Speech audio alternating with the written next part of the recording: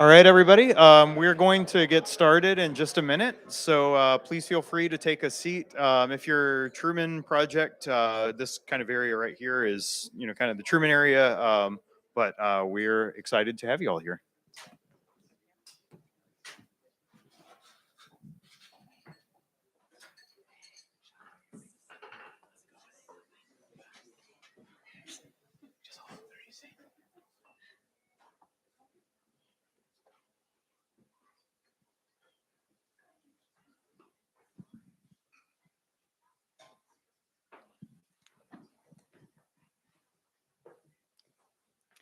All right. Hi, everyone, and welcome to our panel on safeguarding our critical infrastructure.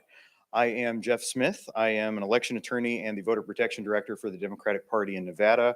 Previously, I was the director for the 2020 election in Arizona. In the past, I was also a city attorney for New York City and a cyber risk analyst for Promontory Financial Group. So this topic brings together a lot of things from my biography all in one place. I'm really excited about it. But I am also the co-chair of the Truman National Security Project San Francisco chapter, and you will get to meet my better co-chair in just a minute. The Truman National Security Project was founded in the shadow of 9/11 and in the wars in Afghanistan and Iraq. Its early membership came largely from the military, diplomatic, intelligence, and defense academia sectors. To this day that's still an important component of every new class. And today, a number of Truman members serve in the White House, the State Department, the Pentagon, Homeland Security, and a number of other departments and agencies. But over time, particularly as 9/11 kind of became a more and more distant memory, there was a realization that national security can be and has to be a broader conversation than just counterterrorism and great party rivalry. Climate change, domestic extremism, election security, infrastructure, cybersecurity, these are all important parts of Truman's modern focus. And there was also a realization that national security is not solely a matter for the federal government. There are important challenges that can only be solved at the state and local level. And that is what Commissioner Hijazi has brought our amazing panel of guests here today to talk about. I'll talk about her for just a little bit. I hope she forgives me. But for more than 20 years, Hala Jazi has been a key player in San Francisco civic and political life. She currently serves as a commissioner on the city's Human Rights Commission and on the board of the San Francisco Interfaith Council. She's also a strategic consultant, specializing in working with state and local governments on large-scale infrastructure and community development programs. But she's also, most importantly to me, my co-chair in the San Francisco chapter of the Truman National Security Project. So before she comes up and takes the mic, we have a welcome video from California's own U.S. Senator, Alex Padilla. So I'll let you watch that, and thank you so much. Good evening, everyone. Thank you for having me today. I want to thank the Battery and the Truman National Security Project for the invitation to make some brief remarks. Today's discussion on critical infrastructure could not be more timely. A few months ago, Congress successfully passed the bipartisan infrastructure deal, a generational investment in the future of our country that will modernize our infrastructure, making it safer and more resilient. In California, the infrastructure law is bringing billions of dollars in federal funding to deliver long overdue investments to rebuild infrastructure and public transit while creating good paying union jobs. I'm proud to say that the historic legislation included some of my own priorities, like the Power On Act, which will strengthen our electrical grids.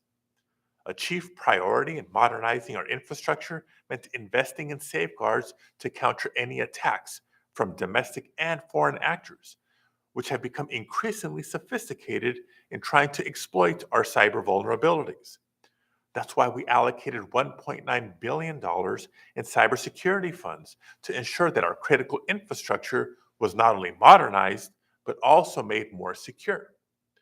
$1 billion of these funds will assist state and local governments in deterring attacks and protecting sensitive data and public critical infrastructure. The remaining funds will be used for research, risk management, and active response efforts led by the DHS's Cybersecurity and Infrastructure Security Agency, as well as the DHS Science and Technology Directorate and the White House National Cyber Director Office. Earlier this month, the Senate also passed the Strengthening American Cybersecurity Act, a bill which I co-sponsored, which will bolster our ability to address cybersecurity vulnerabilities by requiring critical infrastructure owners and civilian federal agencies to immediately report cyber attacks and ransom payments. Now, these steps are only a start. As cybersecurity threats continue to proliferate, particularly from hostile actors abroad, we will continue to make the necessary investments to keep Americans safe. I commend you for your active participation in this important dialogue, and I hope to be with you in person for the next one. Thank you.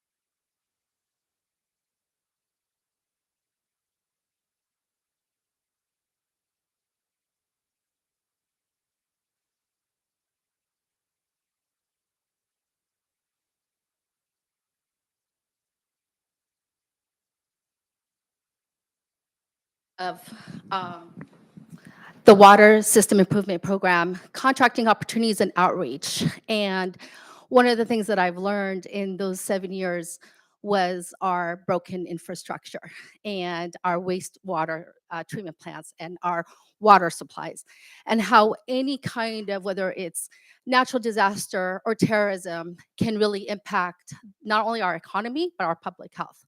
So before we start the program, I wanted to say thank you to the Battery, especially to Amanda and Michael and Colleen. So if you can get them a hand, that would be wonderful.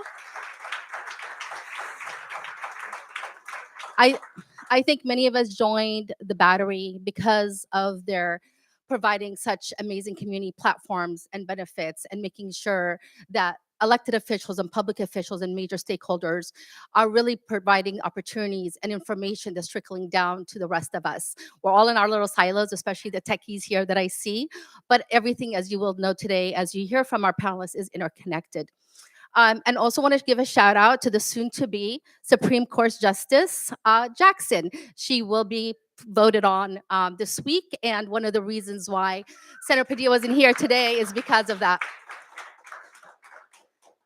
So before we get started, I just wanted to give an opportunity for each of our esteemed panelists to give a 2-minute introduction, and then we'll get going with some of the background and questions and dialogue. I would love to turn it over to an old friend and Secretary Wade Crowfoot.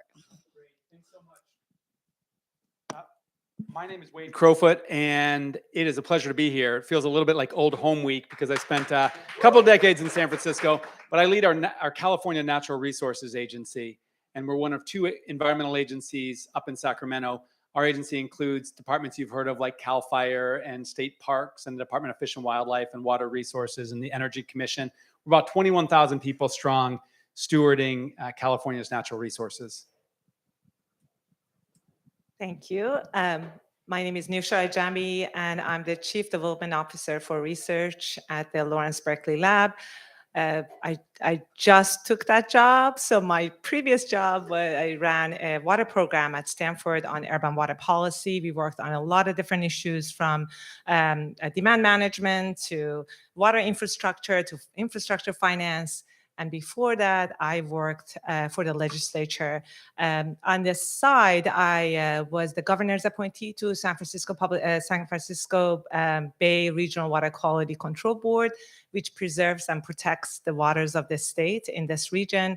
And just last year, I was appointed to San Francisco Public Utilities Commission by Mayor Breed. And certainly both of these jobs have been a great opportunity for me to learn a lot more about public policy, infrastructure, and be able to actually apply some of my knowledge put it into practice. And it's really a pleasure to be here. Excellent. I'm Josh Becker. I'm a state senator from, maybe you do not know this being in San Francisco, but if you go south of San Francisco, there's land there, and people live there, and we call it the peninsula. And so everything south of San Francisco down to Sunnyvale, I represent about 1 million people.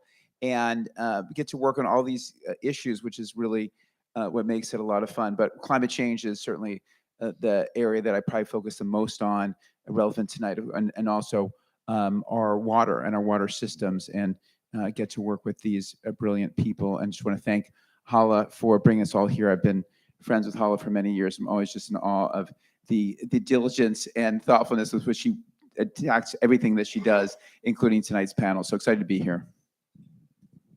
Thank you. Before we start, the political hat in me has to acknowledge a couple of people. I want to acknowledge first our, could be political, but our Deputy Chief of Firefighters and Fire Police, Tom O'Connor. Please stand up, Tom.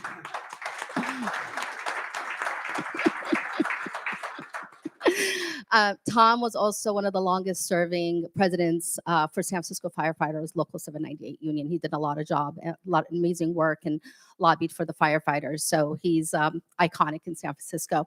Also our general manager for Rec and Park, and also Governor Newsom appointee, Phil Ginsburg.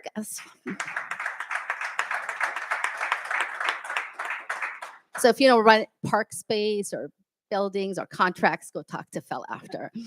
And then an old friend, one who I adore, is Mr. Stuart Sunshine. And he's with one of the biggest engineering consulting firms in the country, if not the world, is Stuart Sunshine with WSP. Raise your hand, don't be shy.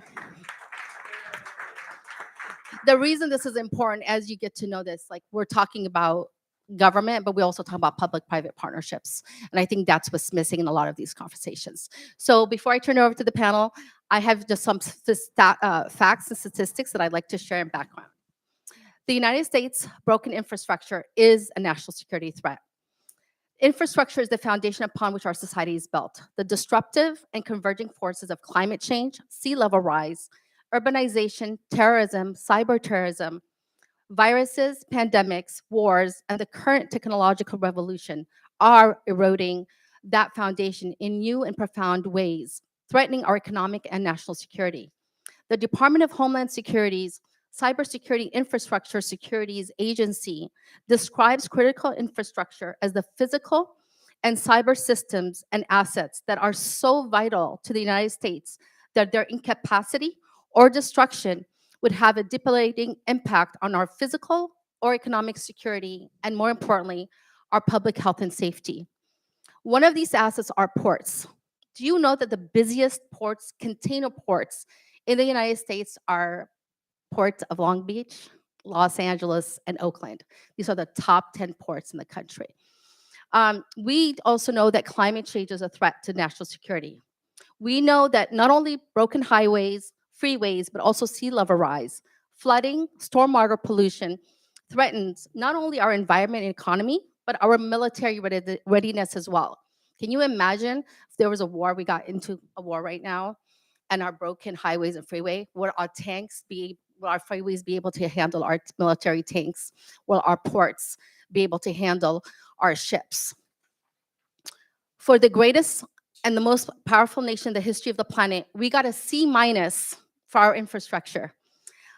That's based on a report card given every few years by the American Society of Civil Engineers. I'm not going to go all through all this because it's embarrassing. We were a D+ before, so it's fair to say it's humiliating.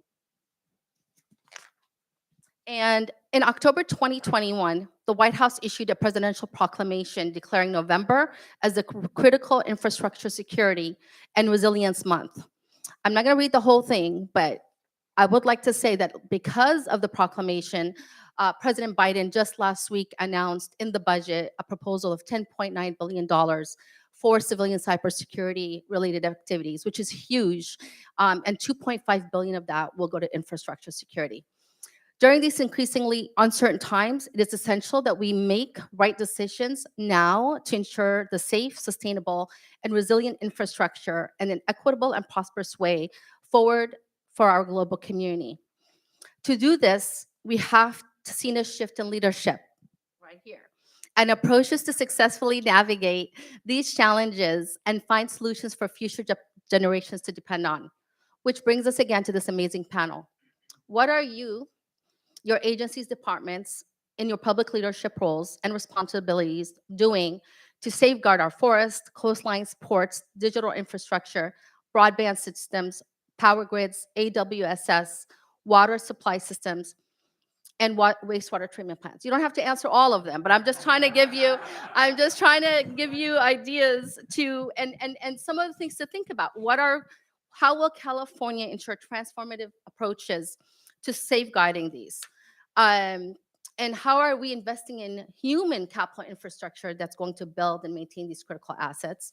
And how will President Biden's historic bipartisan infrastructure law impact our region, California's security? And as the world's 5th largest economy, what can we be proud of and what do we need to do better at? So I'm going to turn it to Wade first. Well, huge thanks. Those are a lot of questions. But look, I'm glad for the opportunity to be here and to think about how what we do in California actually impacts global stability and national security. Frankly, I don't get asked in my role to talk about the relationship between our work and national security a lot, but I have to say that I think I can draw, connect the dots between what's happening here in California and what's happening in the greater world. 3 weekends ago, I was able to spend 24 hours on an aircraft carrier, one of 11 American aircraft carriers that operates 365 days of the year, protecting us around the world. It's a program that the Navy operates that brings on community visitors, think mayors, city council people, appointed officials, to really understand what the Navy does and day in and day out, the women and men serving in the Navy. And it was an incredible experience. And I have to say that, while the technology was incredible, it was really the people that blew me away. Just the level of sacrifice, the commitment that they're making. This was the USS Nimitz that was away from port for a full 12 months without ever making a port call during the pandemic. Missed birthdays, missed births of children, missed deaths of families that folks experienced. And I had a lot of conversations with them about national security, which is something that I think a lot of us are able to take for granted on a daily basis. And I left, one with a deepened respect for the people who serve, but then also, understanding that, the world is maybe not as stable as we can sometimes take for granted. And of course, that was brought into stark relief when Russia invaded Ukraine, and we have a ground war at the edge of Europe for the first time since World War II. And I also have reflected since then on climate change, which is something that consumes our time and energy in California. And recognizing that climate change is not only an existential threat to the planet, but is a massive challenge to global stability and security and peace. And it's been the American military that for the last few decades has identified climate change as one of the most disruptive forces to peace in the world. And they talk about climate change and its various multiple impacts or manifestations as a threat multiplier that is going to set off worsening global instability.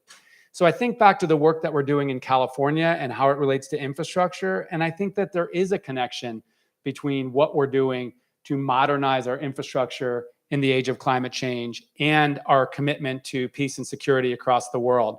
So I want to briefly identify or talk about 3 various parts of our infrastructure system. Energy, I'll touch on water that I know Nusha knows a lot more than me about, and then our natural infrastructure. We know that we need to modernize our infrastructure. Our infrastructure, be it our roads, our telecommunications, our energy systems, has served us well. We've grown into a state of 40 million people, the 5th largest economy in the world, generated remarkable prosperity. But we also know that that infrastructure is not up for the challenges we face with climate change. Let's start just briefly with water. I was up last week in the Sierra Nevada for our monthly Snowpack survey, where we were in a field that would, in an average year, be covered with 5 feet of snow that literally had 1 inch of snow. We have a hydraulic system in California that we've depended on for 100 years that has some variability, but within a band of certainty that's completely changed. We have worsening droughts, most likely worsening floods that require significant modernization upgrades to not only our infrastructure, but the way that we manage water. And this is a question of our future in California and across the world. And interestingly, we're a Mediterranean climate in California, temperate climate, dry season, a wet season. And when I was in Scotland at the big climate convening, I encountered different subnational governments, provinces and states from other Mediterranean climates around the world, Spain, Greece, South Africa, Australia, that are all experiencing the same thing. So on the water side, which I'd be glad to talk about here today, we know that we actually need to modernize our infrastructure to keep our economy strong, to keep our state strong. And of course, a strong California, a strong America is really critical to global security. Hopefully that's not the president. But then let's talk about energy, and let's talk about our dependence on fossil fuels. Look, this is real. One of the reasons why it's so challenging to impose the sanctions that need to be imposed, from my perspective, on Russia is energy dependence. And you're seeing that play out in real time this week where European countries are trying to figure out how much they can separate from Russian energy. In California, last year, we consumed about 15 billion gallons of gasoline. About a third of the gasoline was produced in California, extracted in our state. We're about the 7th largest producer of oil in America. And increasingly, communities where that extraction takes place are rising up and saying, not in our communities. So we have a real challenge with keeping communities safe and healthy with extraction in the state. And that's for the third of fossil fuels that we generate or extract in the state. The other 2/3 is imported. And interestingly, about 1 out of every 22 gallons last year of gasoline that you consumed, that I consumed in California, was imported from Russia. Interestingly, the largest importer of crude oil into California is actually Ecuador. And do you know where Ecuador extracts oil from? The Amazon. And there is a fierce generational battle of indigenous people in the Amazon to stop fossil fuel production that in large part is coming to California.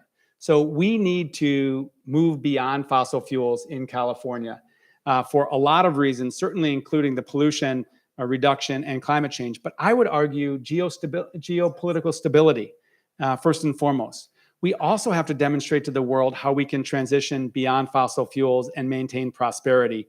Because as we know, if you're somebody who follows the science, what we know is we can't continue on decade after decade with business as usual if we're going to continue to prosper as a species on this planet.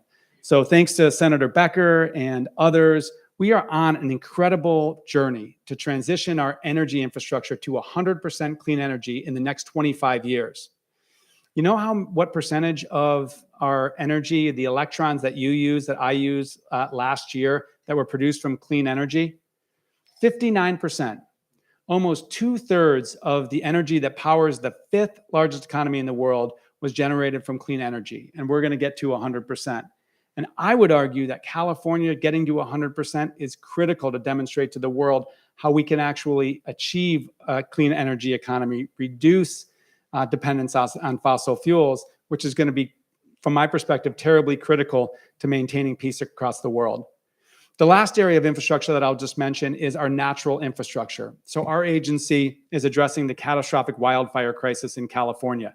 And if you live or you've traveled in California, you are breathing the results of the catastrophic wildfire crisis. In other words, you have consumed California's forests in your lungs. We have a huge crisis in California and across the American West, where rising winter temperatures, spring, summer temperatures are worsening our wildfire risks. And that, combined with a legacy that existed for over 100 years of not managing our forests, is creating real existential challenges in our state. And we're working really hard on not only improving the ability for CAL FIRE to respond to those fires, but equally important, to get in the forest and actually manage the forest through prescribed fire, which is a traditional tribal practice, to thin the forest, to create fuel breaks around communities, to return to this natural fire interval that our ecological cycle has had since time immemorial. And we need to, and it's an existential challenge. An existential meaning, I don't think California is the California that we want it to be if we're dealing with this catastrophic wildfire crisis year after year, decade after decade. So I talk about that as a natural infrastructure, those forested watersheds as the beginning of our water infrastructure, the lungs of our state and the provider of economic services to our state. So Hala, from my perspective, the work that we do modernizing our energy system, our water systems, our managing our natural infrastructure is really critical to the future of the state. I would say California, or I should say the United States needs California to lead and continue to lead. And then I would argue the world needs the United States to continue to lead. And that's really the connection I make between the work we're doing in California and national security. I don't think I answered one of your questions, but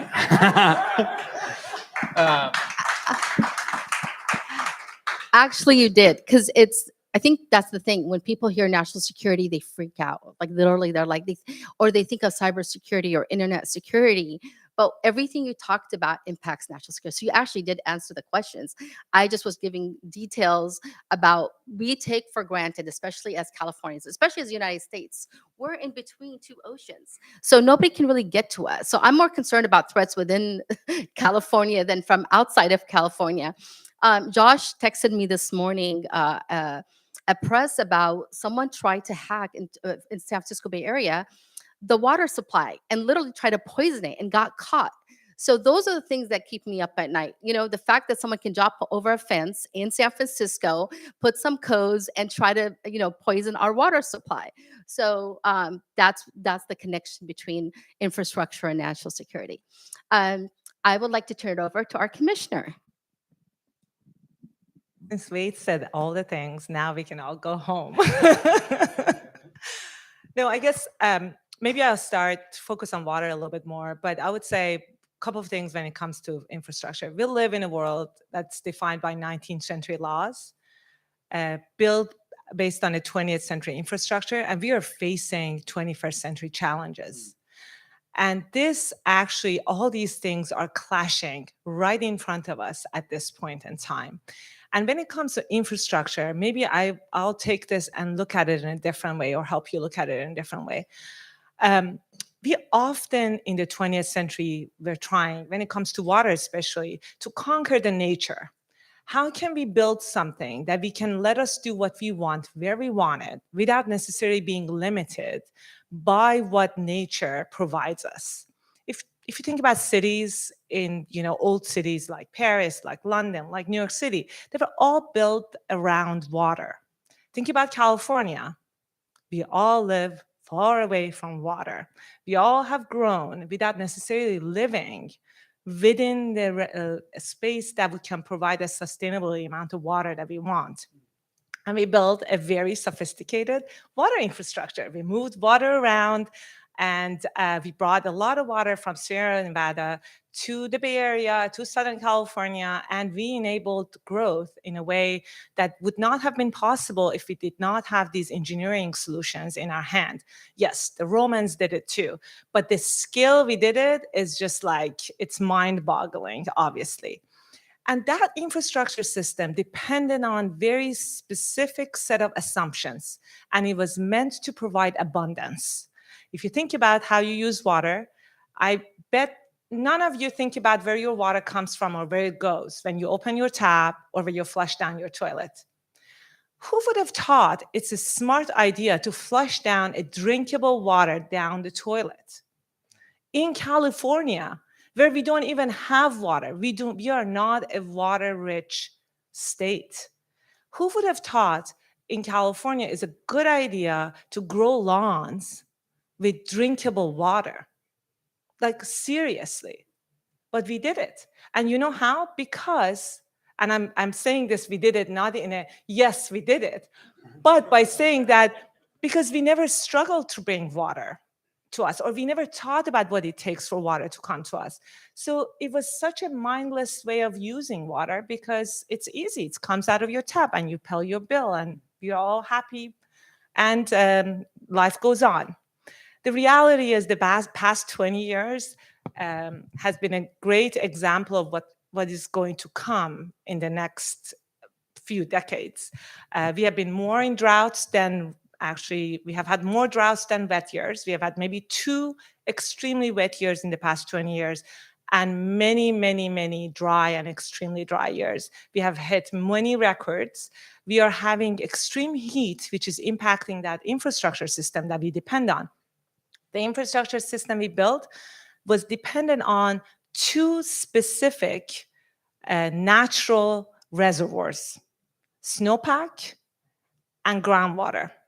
Snowpack was keeping the water for us to make sure that we use our reservoirs to manage floods, and then the snow would slowly melt and end up in the reservoirs again and would be distributed among people for late spring and summer. So that natural reservoir was some sort of like a calibrator for our system. And then we also had groundwater, which in dry years, that would happen occasionally, we would depend on for once in a while to sort of think about your saving account. The problem with saving accounts is if you don't put money in it, you can't withdraw from it, right? And we have been actually living off our saving account in the past 20 years, for many years actually, but the past 20 years have been even more extreme. And the way we do agriculture sometimes is problematic because we have transitioned from crops that we can grow or not grow, row crops or temporary crops, to permanent crops such as trees and orchards. Now, I know everybody thinks, who cares about my grass? We should just stop growing almonds. You hear all the time, right? As soon as the drought hits, that's what everybody says. But do you know what's the biggest crop that we grow, irrigated crop that we grow in the US? It's grass. So we use our water to grow something that we don't even need. We don't even eat. We don't depend on it for survival. And so all these things, not to answer in Hala's question, but these are all sort of adding up when it comes to this critical moment that our 21st century problems are facing our 20th century infrastructure and 19th century laws. Because the water rights system is not necessarily working, that we depend on, doesn't work that well. And our infrastructure that depends on that snow and the groundwater for some sort of a calibration, it's not necessarily working well because the snow is disappearing faster than ever. We are experiencing a lot of heat that actually makes the snow melt much faster. Last year, we didn't even get a runoff from that snow. The snow basically evaporated directly to the air, or actually went down because the soil was so parched and dry. So we got snow, but no runoff to our reservoirs. So talk about critical infrastructure. Now, I think Wade said, touched on natural infrastructure, which I would say it is extremely critical when you think about infrastructure to expand your mind. If you ask people, what is infrastructure? Everybody says roads, power plants, maybe a dam. I don't know if anybody thinks about water pipes because they're underground, nobody sees them. So if you don't see them, they don't exist. But the reality is that's what people think about. But what we have to think about is infrastructure actually is a much broader term. We have to think about our forest, our natural systems as an infrastructure. Means that we have to invest in them in the way we invest in our infrastructure. We actually have to think about data and information technology as an infrastructure. In the water sector, we don't think about it that way. We don't actually even have a dedicated fund that focuses on data and infrastructure, data and information technology per se. We do invest in it, but not in a way we should. We live in the 21st century. Everybody has a cell phone walking around, but we still don't meter our homes for their water use, right? Talk about critical infrastructure, right? when we passed the law during the Governor Brown's administration that every home needs to be metered, some water utilities went and put old analog meters that we are trying to get rid of in their service areas. Do you know why? Because they did not have the information technology that was required to deal with the amount of data that's generated from smart meters. Talk about critical infrastructure, right? We as a state are investing in something, but instead of buying a brand new car that's using less gas mileage, we are going to go buy a 1950s Ford, right? That's what we did. Why? Because we didn't know how to use the key. Just talk about critical infrastructure, right? We don't even have a right way of business model for our water utilities. We have water utilities that majority of them publicly owned utilities. They charge you for your water, which I should mention because this came up with Gustav and a lot of people don't know, you don't pay for your water. You pay for the services you receive, right? From the pipe, for the dam, for the aqueduct, for people who sit at their desk and make sure water is delivered to you and taken away from you. That's what you're paying for. Who would have thought we should not pay for water as a resource? Not pay for saying this is how much it's worth, but actually pay for the fact that we are actually taking it away for next generations. To make sure we are protecting it, to make sure we are preserving it, to make sure we are not watering our lawns with the drinkable water or flushing down toilets, drinkable water, right? Now, having said all that, I suggest for you to think, every day we are building cities. The number of buildings that go up across the country, if I have this correctly, is as big as Manhattan. Every day we're building a new Manhattan in the US. Still using the same model, still doing the same thing that we did 50 to 100 years ago. That is what critical infrastructure needs to focus on, rethinking and reimagining how we use our resources. We are talking about, actually, Wade brought this up, and I'm going to talk about energy for 1 second. We are talking about transitioning to clean energy, which is super critical and important. You know what we are not talking about? What is the water footprint of a lot of different things that we are doing? Not just because we don't care, because it's just so fast coming. We have to do something, and we are doing something. But some of these solutions that are on the table are not necessarily the most water-safe solutions. Talk about hydrogen generation in California. We don't even have a drop of water to drink. Now we want to use our water to generate hydrogen. Is that smart? I don't know. Maybe it is, but I don't think so, right? So water is core to everything we do. Public health, navigation, energy, water and energy, very closely intertwined, our social and economic well-being and livelihood. And it's the last thing every single one of us thinks about every day. We don't even think about it. Maybe if you're thirsty, you think about it. So I would say that is a national security issue, and not just in California, generally speaking, across the country and globally, because a lot of these solutions that we have in our books are now being built in other countries. People are building dams, which they should not be building. Building cities modeled after our cities, which they should not be doing. Why? Because that's what we have done. And that's what we are doing in other countries. Either we are helping to build them, or they think that's a good model to build their communities around. And they are actually ruining their natural infrastructure along the way to make something like that happen. I think I talked too much. Thank you. I did not answer your questions. You did. A round of applause for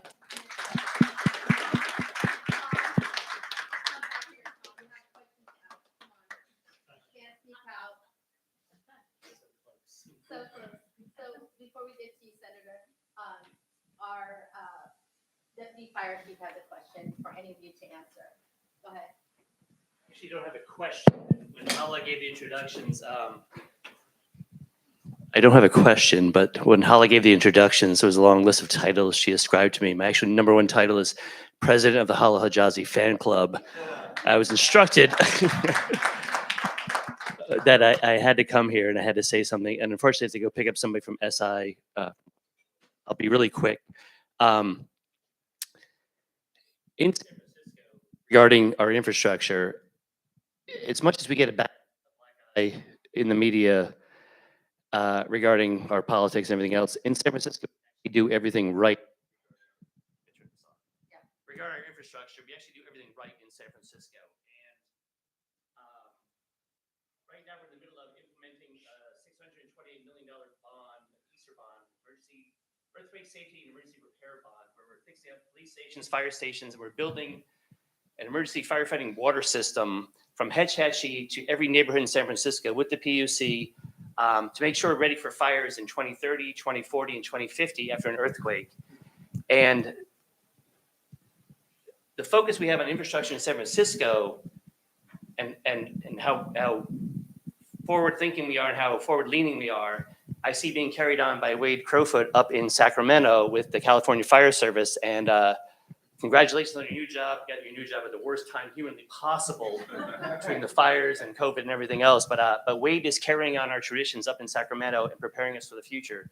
So my only comments really are to say that we're exporting our San Francisco version of politics and infrastructure and preparedness, not only on the local level, but on a state level, and as Wade was talking about, on a global level. So I think I couldn't be prouder of all the people in this room and all the forward thinkers that we have, and the way that California politics and San Francisco politics are being exported to the highest offices in the land. So that's my own comment. I have to go pick up my kid. I'm sorry. See you later. Thank you.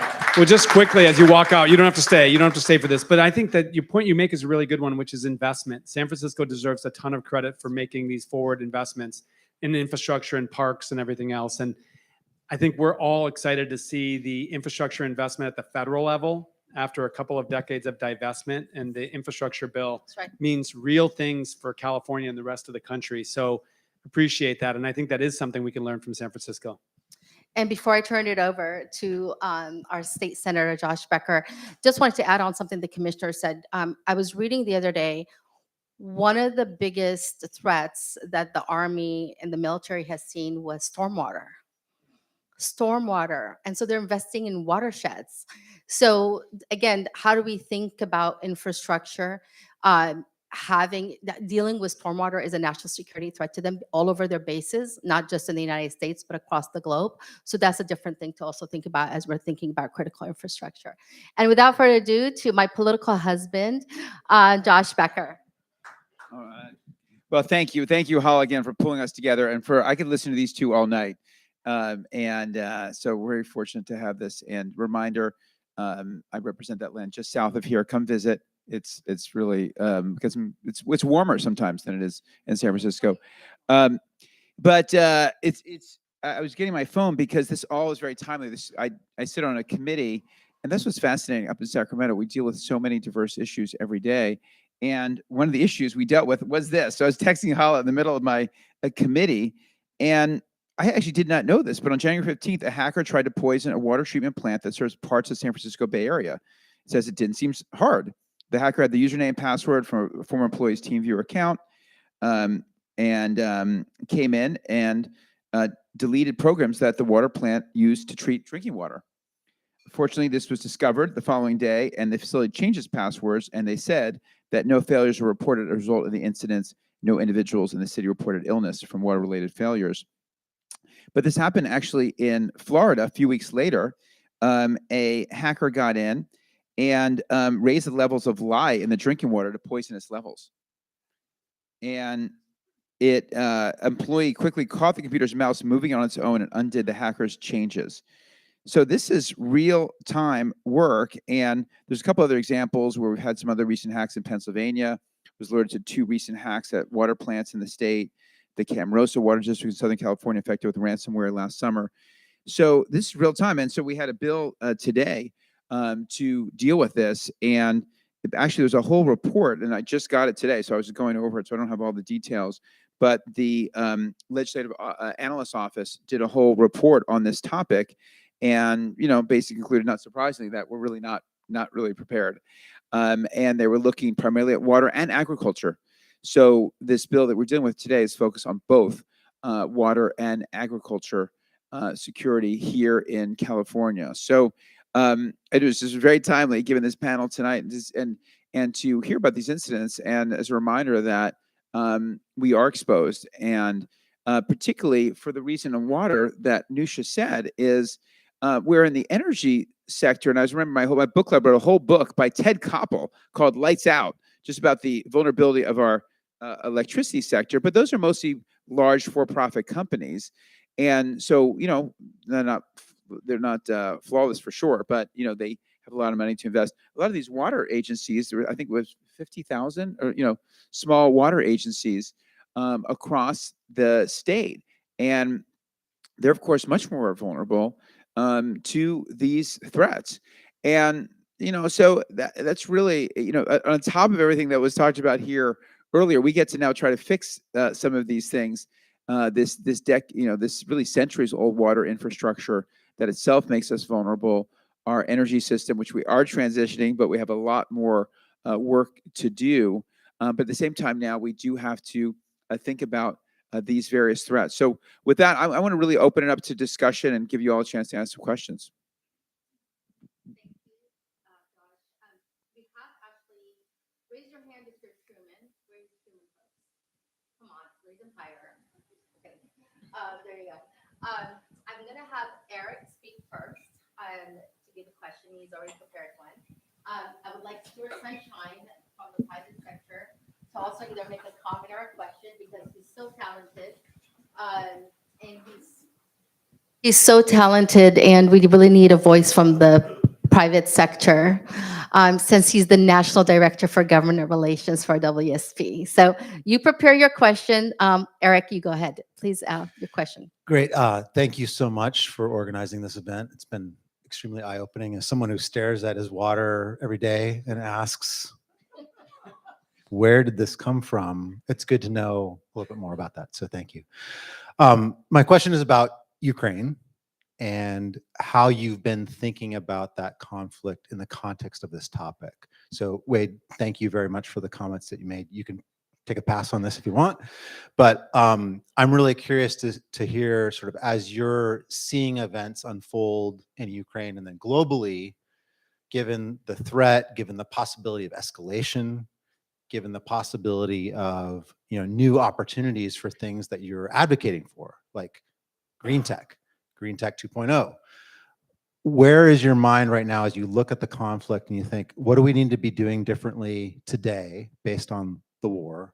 And then as you think in the future, what are the opportunities that we could be pursuing that unfortunately this conflict has now kind of unlocked for us? Would appreciate your thoughts. Thank you. All right, I'll go first. Well, I mean, I really think about it in the context that Wade spoke about, right? Which is something that we think about all the time, or I certainly think about all the time, which is how do we transition our energy sector? And watching Europe struggle with this is difficult, right? Because I think there's something like $300 billion a quarter, or some crazy stat is what Russia makes every quarter from selling oil. And just today I saw that the European Union, they're going to try to cut imports of coal from Russia, but nothing about oil and gas. And so you look at something like that, and you say, how could we be in this position, right? How could it be so hard at this moment in 2022 to move off of Russia oil and gas? But for them it's easier. It was a smaller part of. I mean, for us it's easier. It's a smaller part of our overall makeup. But it doesn't mean we're not making. It doesn't mean we're making enough traction. We've about 666,000 electric, zero emission vehicles on the road today, but it's still only about 3%, maybe 4%.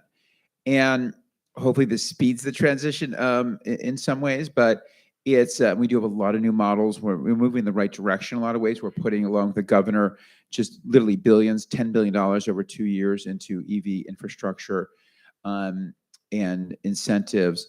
So we're doing a lot, but I think we all have to think about how are we going to do more? How are we going to move that much faster that we can raise awareness of electrifying buildings? Menlo Park actually started the first all-electric new building standard in the in the country, and then many other cities now in San Francisco and others and have joined in. Sunnyvale, yes, Gustav here from the city council, Sunnyvale, and largest city in my district. So we are starting to do some good things. But what's funny, even in California, we saw the gas industry. There's a bill last Monday, I couldn't believe it, Energy Committee, that basically would preempt cities from doing any burnout ordinances, which is, when you replace gas, the gas appliance burns out, you have to replace it. And which is like crazy. That's like a gas industry playbook here in California. And so it's really still a battle every day. We have to think a lot more creatively. You think of what Ithaca, New York, they're the most interesting thing in the country right now, how they're trying to electrify the whole city. You think about other opportunities like that. We have to stop using, I asked David Hochschild, also from San Francisco, now our California Energy Commission, what are the most impactful things he could do? One of the things he said, stop calling it natural gas. We have to call it fossil gas. Or something called methane gas. Because natural gas is a complete misnomer. And people don't realize the warming results of that. So in answer to your question, for me, from a California level, it just thinks all that, how do we move faster and do more? And think about for Europe, you think, oh, Europe is so progressive and they're so, but no, they have a lot of issues. And yeah, they're moving in the right direction in some way. Their price on carbon is about 3 times what ours is. And it's been one of the criticisms of our cap and trade system here is that the carbon price was always really low. It's now rising, slightly, and we can talk more about that. But so Europe's doing. There's some things that are happening, but we all just have to move a lot faster. All right. Are you ready? Oh, sorry. Go ahead.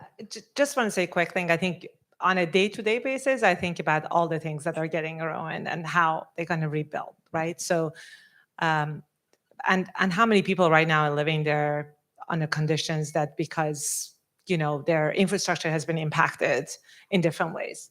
And do they have access? Do they not have access? Do they have electricity? Do they have water? These are real things in a time of war. And what kind of access do they have? I think the secondary thing is, what is the impact of all this, demolishing that's happening and impacting our environment? Because it is real. I know it's right now we're not thinking about it because we are in it, but some of these things are going to last for a long time, and clean up and what needs to happen and how do you protect their different resources that they have, which I think it's very hard to think about right now. But it is something that I'm sure somebody's thinking about there because they have to make sure they're safeguarding things or they clean.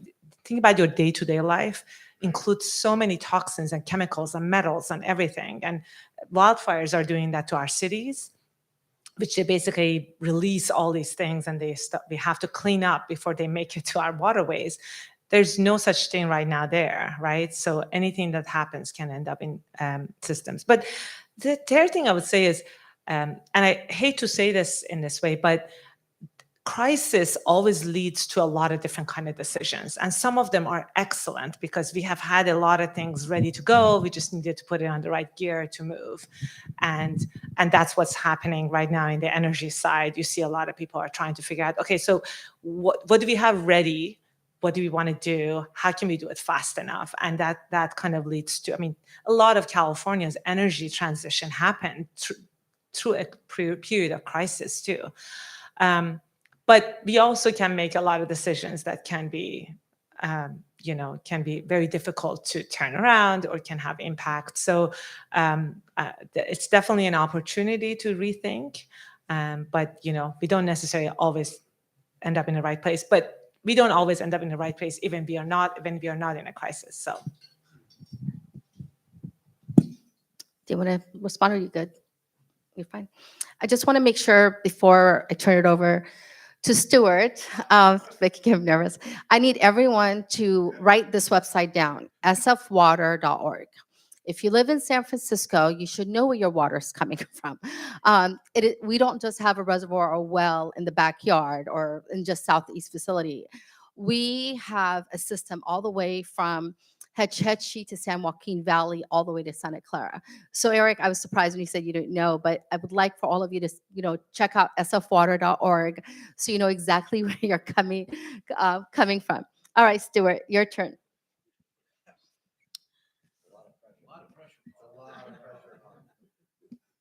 Well, first of all, thank you to Hala and to the panel.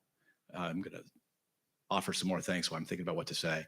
First of all, WSP, just so those who don't know, it's a nice plug that Hala gave me. I'm going to expand on that. We're a full service professional service and engineering company. We do water, resiliency, energy, environment. We're doing all of our folks are working in the state of California. We have about 14,000 people, 150 offices around the country.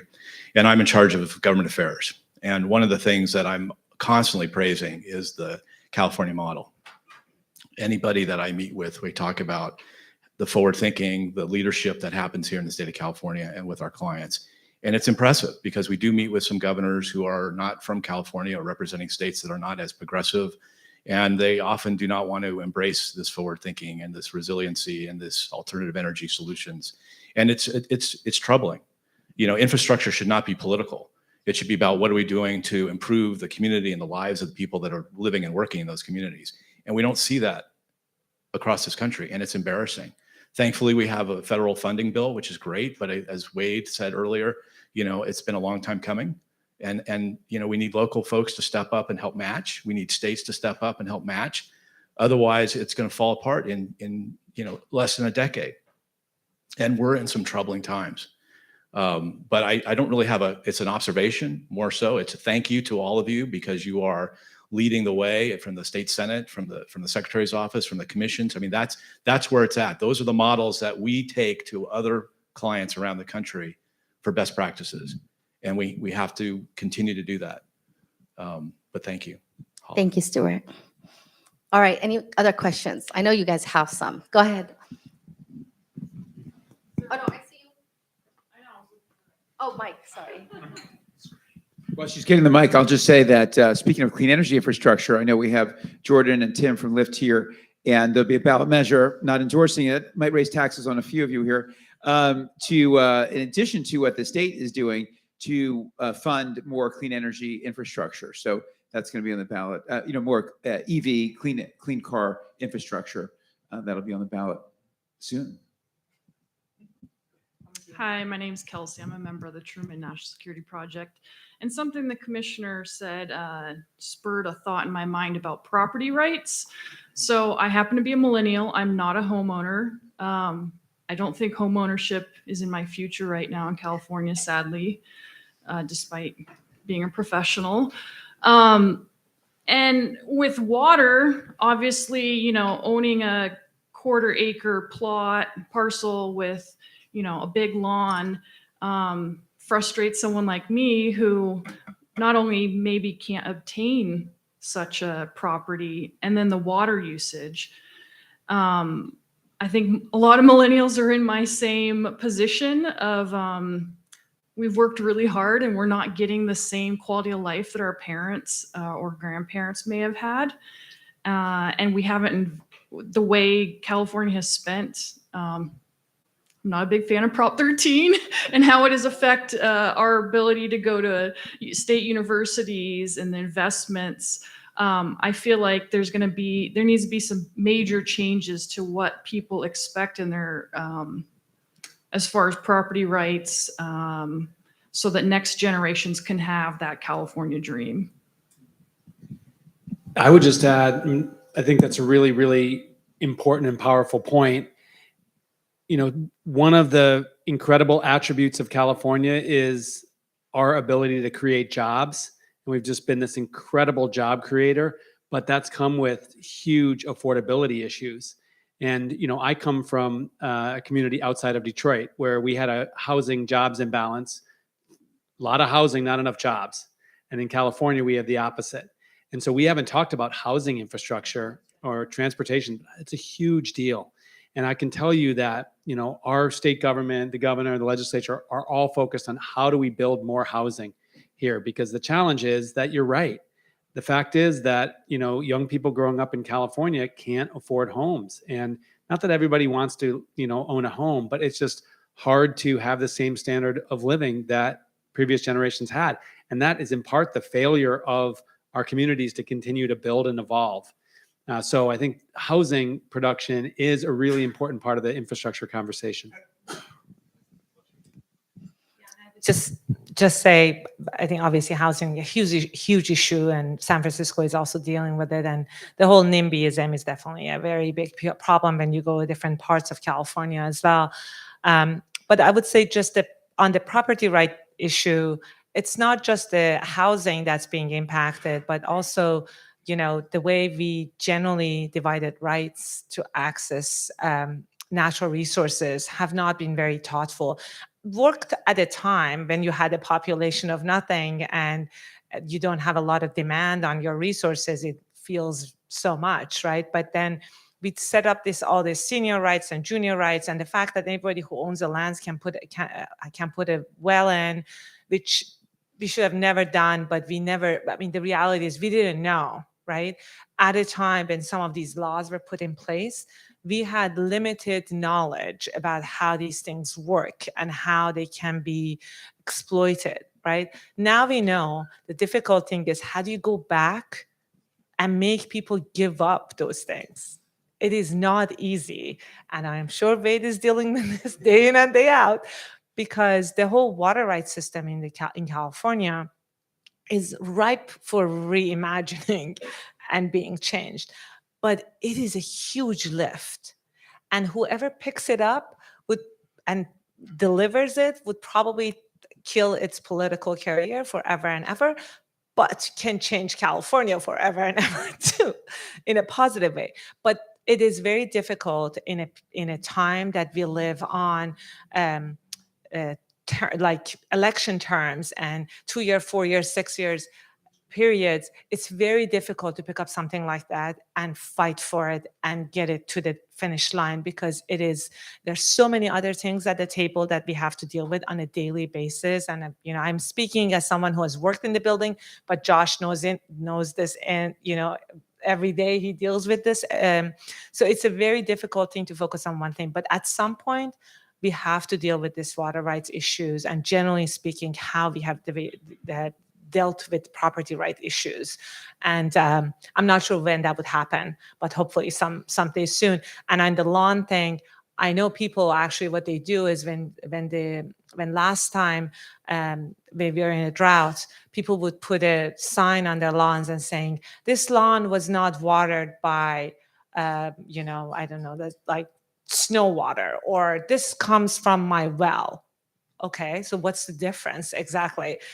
This is how people sort of think about it, right? So it's not a potable water, so it's okay for me to use it because it's justified, which is, again, people not realizing, right? The connection between groundwater, surface water, the fact that we all share these resources. You don't have a personal bathtub on the bottom of your land. We all share a groundwater basin. So if you are taking it, I'm not going to have it tomorrow. And this is actually also showing up in Central Valley, because communities are losing access to drinking water because farmers are taking water for their land, right? Talk about all these priorities that are not set properly. So the connection between land use and water use at some point need to be dealt with. I'm actually working on, is that Jordan? Wait, I'm sorry. Yeah, no, I wanted to ask, I was going to point to you anyway. I'm actually working on trying to get Transportation Secretary Pete Buttigieg to speak, and some other folks. So that will be probably in the next couple of months. So anyone interested in transportation, that's a whole other subject by itself. So I wanted to separate it. And housing, I'm going to make it more local, have our local officials. It's specific to San Francisco. So this is more general discussion, but you will get an invitation. And if you're interested, please, we'll have a sign up sheet in the back so that you get invited, whether we have it at the Battery or somewhere else. So go ahead, please. I'm not Jordan, okay. But I'll also, so Wade, you mentioned the importance of California being a role model for other jurisdictions, other communities trying to reach decarbonization goals. Obviously, California has a reputation for being on the high end on regulations and not necessarily historically being focused on least cost approaches. And for most people in this room, I'm imagining they can afford it. But for many Californians, and in particular, people in other communities, expensive but effective approaches may not be the model that they choose to follow. So, Nusha, you mentioned this concept of adding pricing to water, which is should be a relatively uncontroversial concept, and kind of foots with Josh, your comment on cap and trade and the idea of putting a price on something that allows people to buy less of it and pay less if they buy less of it. So how do you think about balancing the effectiveness of, if we ban certain things or we create really strict regulations, they're very effective, but maybe expensive, and the communities that will disproportionately suffer from those are those that can least afford it. They'll essentially get priced out of certain things.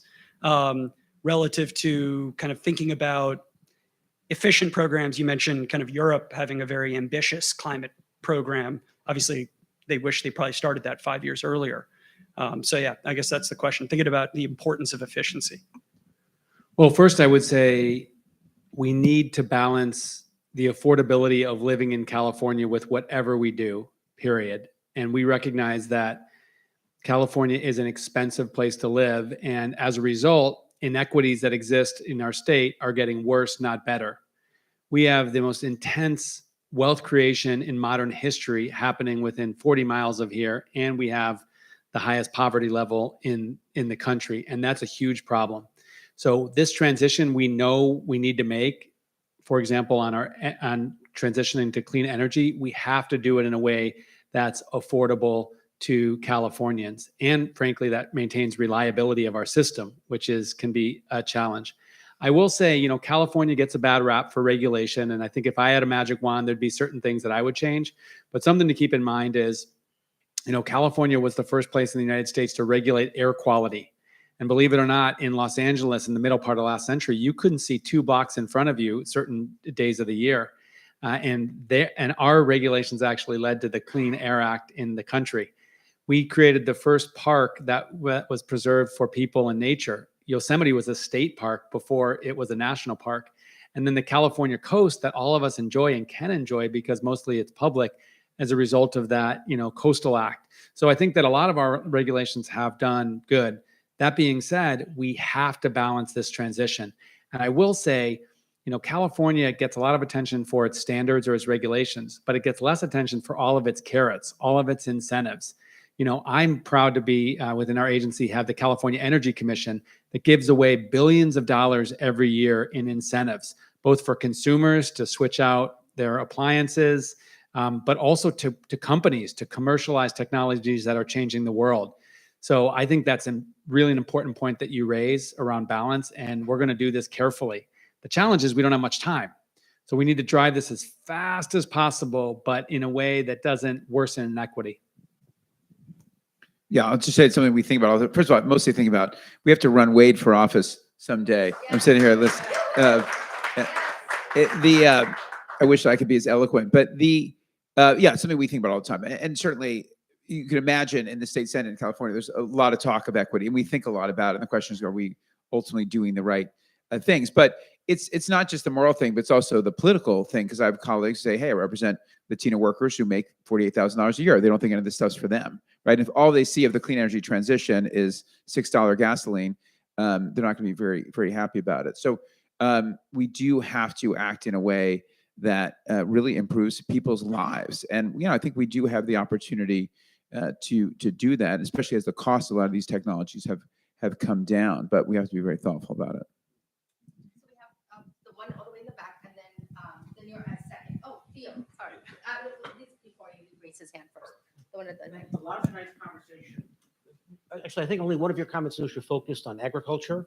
We have the largest agricultural economy the nation, and food security is important, only more so with the current conflict. So I'm wondering how you approach the kind of the pain in the Central Valley and what guidance you give. Does agriculture need to turn to less water intense crops? Do we need the kind of research we're doing in the energy sector? How do you kind of resolve that sector? Sure. I mean, that's a $1 million question, but with a B. Look, I think one thing that's very important is we absolutely have to focus on what we're growing in California. One of the things that you see right now is we are actually, interestingly enough, we used to grow a lot of hay and rice and some actually low value crops in the past century, which a lot of people advocated to switch to high value crops because we want to make sure our water is used for something that's valuable. And that actually has led into some of the decisions that we are making right now with almonds and orchards, right? So it's not just about low value to high value, but also creating flexibility or how much water we are using for what we are doing. And how much water do we have to even maintain these systems? Some parts of California actually should not even grow anything, or at least not grow water intense crops.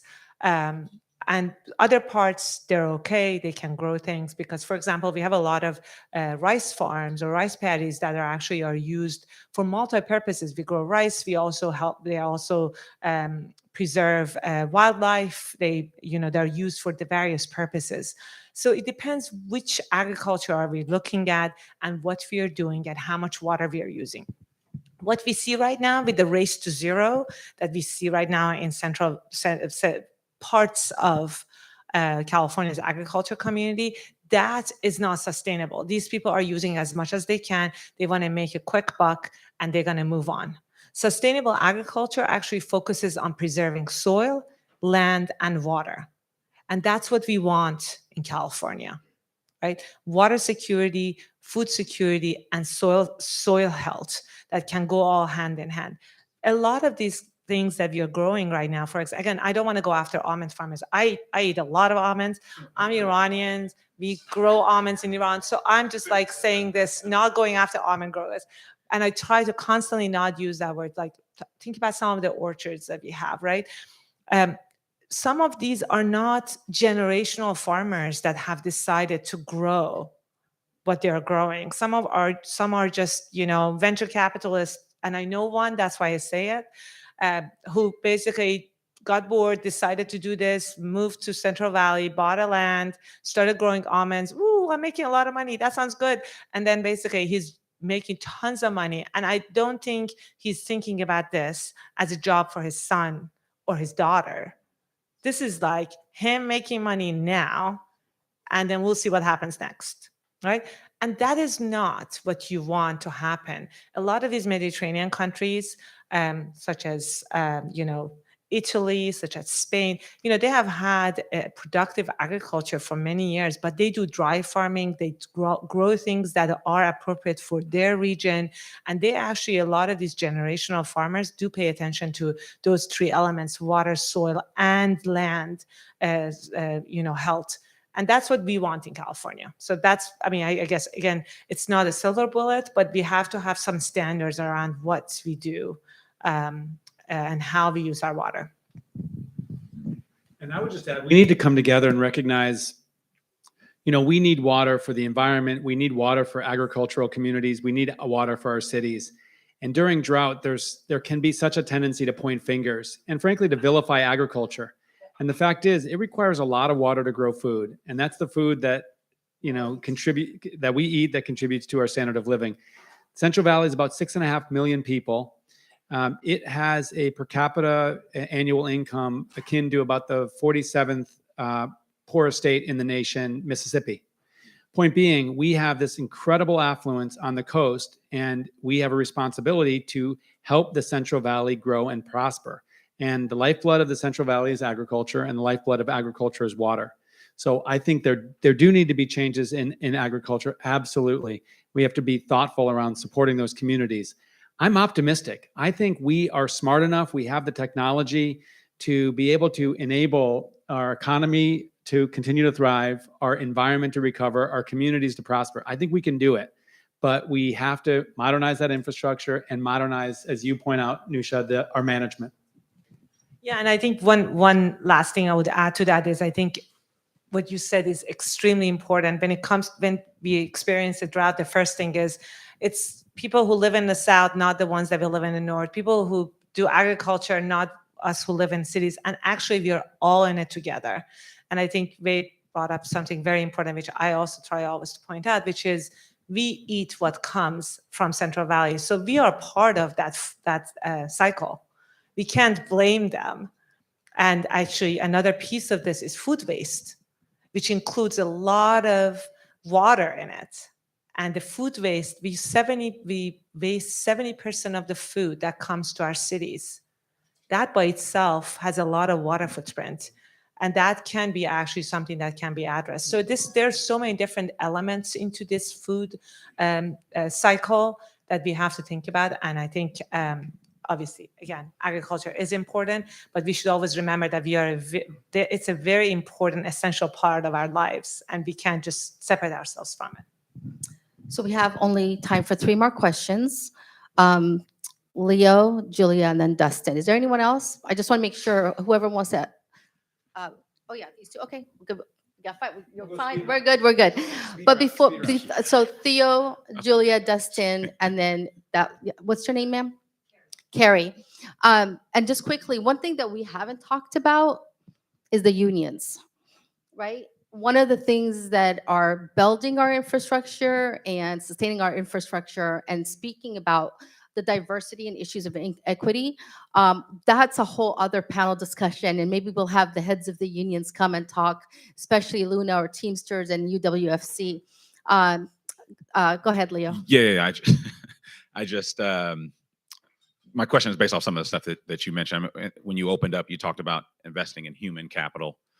Senator, I heard you talk about a measure that was going on the ballot. So my question is kind of twofold around when I think about infrastructure, I think about folks who are the worst off.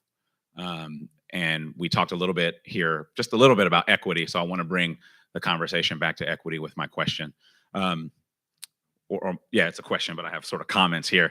2 things that come up for me, income inequality, jobs. So that, everything that you all said, those are the things that kept sort of ringing in my head. Can you talk a little bit about, anybody here, just about communities of color, how we improve infrastructure in said communities, who pays for that, and then how do we backfill with this opportunity, this real opportunity that we have of giving folks good paying jobs. If you look at the PUC, and please correct me if this stat is wrong, but I believe in the next 5 years, 10 years, over 50% of the workforce will be eligible for retirement. So looking at that opportunity to really sector. Exactly. Nobody wants to work in water. Correct. So it's not sexy. It's that's, I don't know how to form that question into a formal question, but take it how you will. I'd be glad to start to respond, which is, first of all, something I neglected to mention is not all communities are impacted equally by some of the challenges that we face. And there are communities that are far more vulnerable to what's happening now and what will happen in the future, whether it's drought or wildfire or extreme heat or even sea level rise. And those vulnerable communities tend to be communities of color and sometimes disadvantaged communities. And what we need to do about it is concentrate our investments, our climate resilience investments in those communities. Let's be real, the city of Malibu is going to have more capacity to adapt to sea level rise than the city of Oxnard, right? Just a little bit further to the north. And so as a state, we have just established formalized a priority of prioritizing investment in the communities that are most vulnerable to climate change. So that's really important to recognize. Then on the flip side, which is the opportunity, which is this transition, the governor said it, he says it publicly, but I have to say, he says it with us privately too. We fail in this energy transition if we don't actually use it to reduce inequity or to achieve equity. The fact is, we are first movers in California. We are drawing in a lion's share of venture capital in clean tech, et cetera, as a result of our leading. And we have to use it to actually create jobs in communities without them, create opportunities for young people that wouldn't have them otherwise. And so there's a lot of funding in the governor's climate budget that's going specifically to workforce development. and with a specific focus on connected communities that are disconnected to the economy right now. And we do not suggest that we have, all of the answers, but I can tell you that our investments, we are going to try to walk the walk on those investments, both to protect communities that are most vulnerable and then connect folks that don't have current opportunities for economic prosperity, have that opportunity through this transition. Just to add to that, like our homeless population, right? Our veterans, our criminal justice reform, like all of these things align with infrastructure very, very well when we look at that opportunity. Totally. We're doing some incredible stuff around formerly incarcerated people that worked in fire camps when they were incarcerated, actually creating job linkages to CAL FIRE and the U.S. Forest Service. Like there's so many opportunities, and these folks we're finding, are ready to be connected to those opportunities. We just have to, build those connections.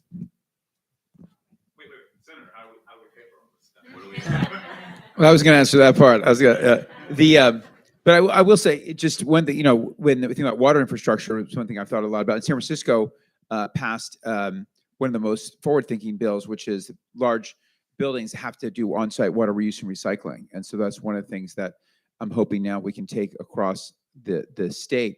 But actually, if you think about it, the plumbers and pipe fitters, a lot of what they do is natural gas infrastructure, and they're worried about losing those jobs if we take natural gas infrastructure, but they can also do piping for all this new water reuse and recycling. So that's just an example of how it sort of ties together. But yeah, I mean, to your point, I mean, certainly if we're going to electrify all homes and buildings, right, that's just phenomenal jobs opportunity. We just have to figure out really the mechanics of it and the pipeline, actually how to get people into these jobs and think about the trades more broadly. We're funding a lot of apprenticeships and pre-apprenticeships programs because those are, you can earn $75,000, $100,000 as an electrician and with the IBW, and those are great jobs. So, but I think we are putting money into it at the end of the day. That's what we have to do in that workforce development and move away. I was on the workforce board for 7 years at the state level. Actually, Wade got me on that board. Now that I remember that. But there's a lot of old school thinking in how we do workforce development in the state still. And we have to move away from like pay for training to pay for jobs, and apprenticeships are a model of that.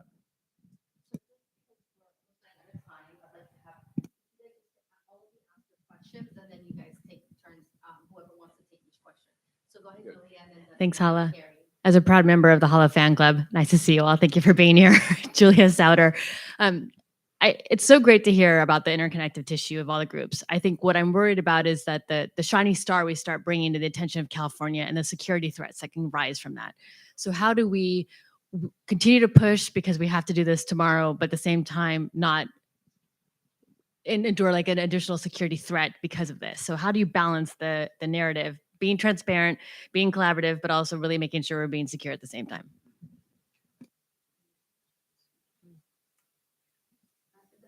Sorry, sir, in the back, you had your hand up, correct? Yeah. No. Okay, so you started not listening. You wanted me to ask. That's what I thought. Okay. I'll wait till the end. Okay, thank you all. My question is really just around, given the concerns with water and the availability of it, water reuse. It seems like we aren't focusing enough on the water reuse and the technologies out there for direct potable reuse, indirect potable reuse, and the different forms of water reuse. And do you see a bigger focus moving forward on those programs and funding and public-private partnerships or whatever might able cities to implement those technologies? Carrie Haley, thank you so much. Thank you so much. I'm a brand new member of your fan club, by the way. My day job is around big industrial projects, infrastructure of all kinds of types. Excuse me. And one of the issues the commissioner mentioned is it's really not that sexy. Like all the kids don't want to scrum on water treatment or whatever. We have to figure out in California to bring truly the academia in a powerful way that isn't just the cool, sexy stuff, which I know Stanford and UC Berkeley, and there's lots of folks involved in it.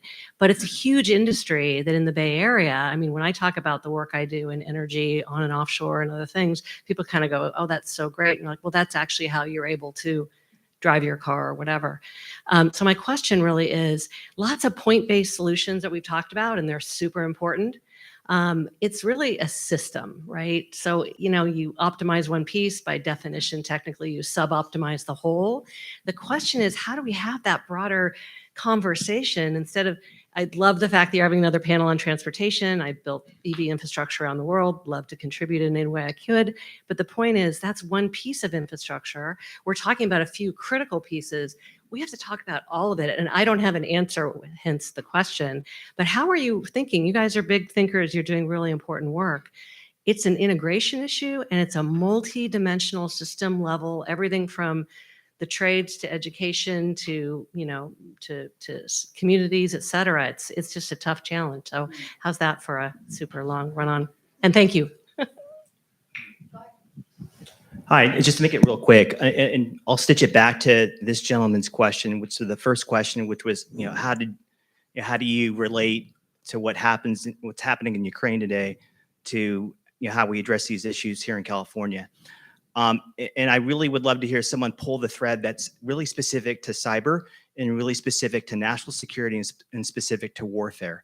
And maybe just to make it a little bit more immediate, I'd love to hear how we responded maybe 2 or 3 weeks ago when, you know, there was some, you know, the back and forth between Russia and NATO. Of course, we're involved in one way or the other, where, you know, kind of the implications of, hey, if you do this, we will do this, right? And it may not be kinetic in response, meaning, hey, we're not going to send missiles or you know, whatever from a kinetic response, but we know from history that we've, you know, cyber is pretty much on the table in terms of the toolkit, in terms of a fair response to where even a nation state knows if they go perpetrate a cyber attack that the response will be muted, right?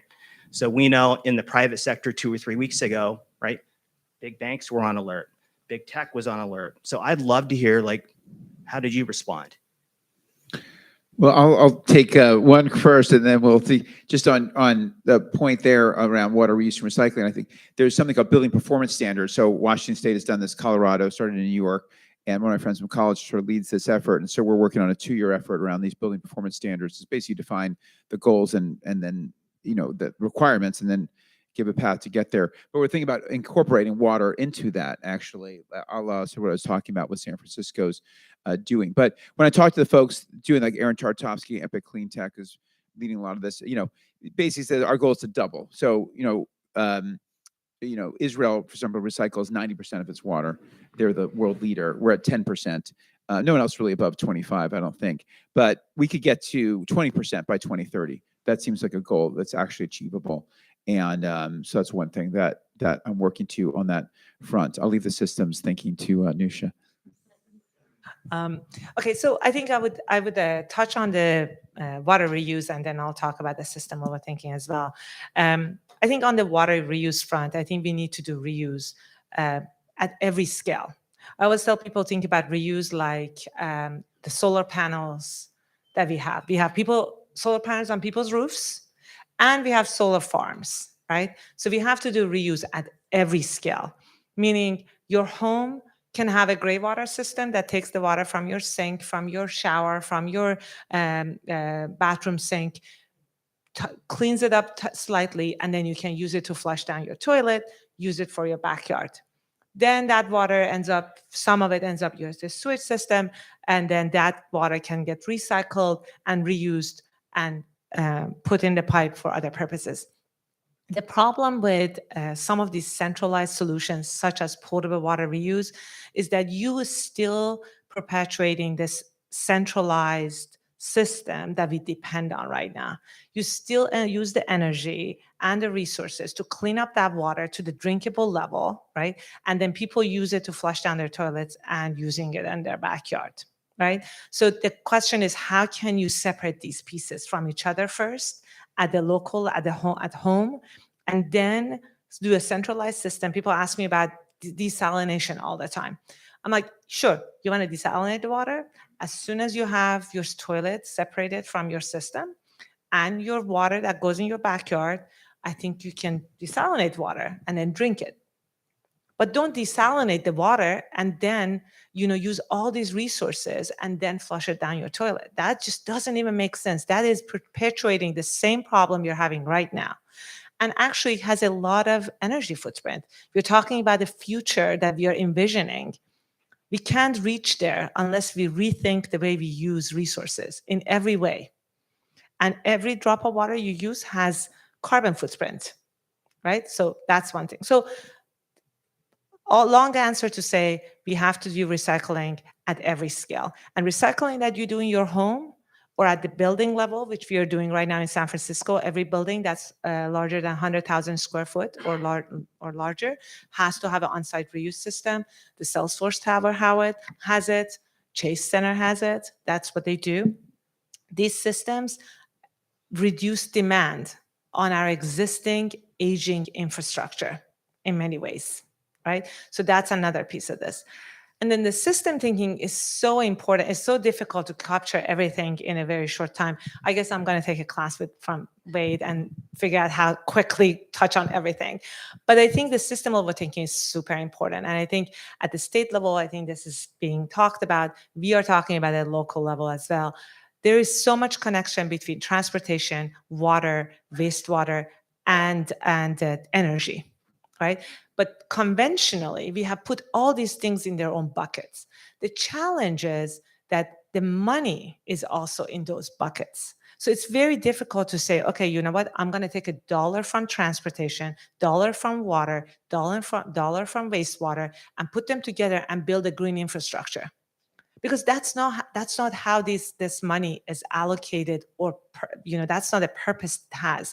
So we actually, when we were talking about efficiency, one of the things we have to think about in California, and we have been talking about it for a while, is what kind of regulatory system do we need to enable our transition to this future we are envisioning, right? If we want to build more green infrastructure, right?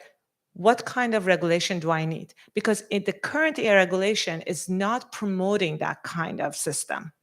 So we want to make sure we kind of break these barriers, allow money to move around, and allow permits to be more reflective across different sectors, and make sure every dollar that's spent in transportation is touching on water and wastewater and water and stormwater.